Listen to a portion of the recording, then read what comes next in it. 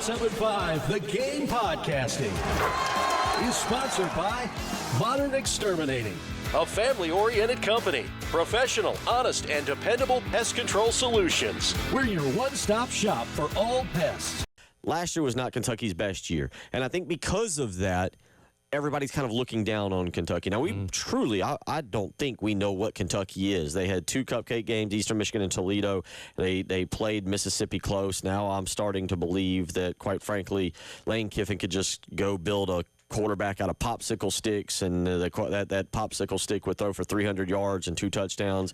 Mississippi's a good team, and Kentucky was competitive with them. Yep. So we're trying to learn what Kentucky is, and I think there's a false narrative of, well, they were bad last year, so they're bad this year. And I think Shane tried to address that a little bit last night, and it gives people reason to think, oh, if we don't blow out Kentucky, we failed in some way, shape, or form. Yeah, again, we've kind of been talking about this off and on all week. If you ask most people, they would say Kentucky's the worst team in the SEC. Power rankings and all that kind of stuff suggest that, but we just don't know enough about them. Again, very spirited game against Ole Miss, who they always seem to play either close if they don't outright beat them like they did, a year ago. And, Calzada coming in out of the transfer portal at quarterback from Incarnate Word maybe didn't quite wow people in his first couple games. Is that on him? Is that on the offensive system? I know there's some strife between the fan base and Bush Hamden, their offensive coordinator, through the first couple weeks of the regular season, but they have a good running game. They're in for $172 in that game against Ole Miss a couple weeks ago. 2 very veteran, experienced running backs. Dowdell coming over from Nebraska, where he had about 600 yards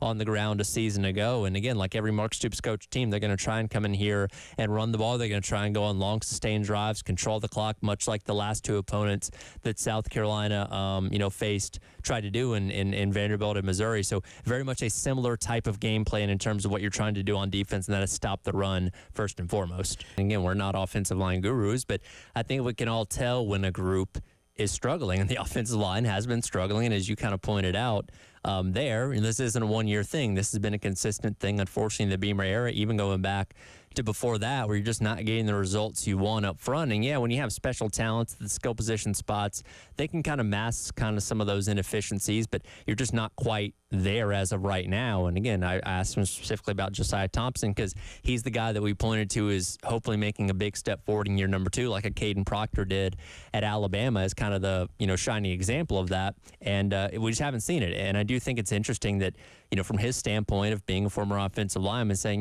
maybe he's just overthinking it because, if you're really focusing on not messing up, you're obviously trying not to make mistakes, but you're probably not giving your best effort because you're more cautious. You're almost kind of playing on your heels than playing on your toes. You know what I mean? And I do feel like that kind of maybe explains a little bit of why we've seen some of the struggles we've seen out of Josiah Thompson earlier on this season.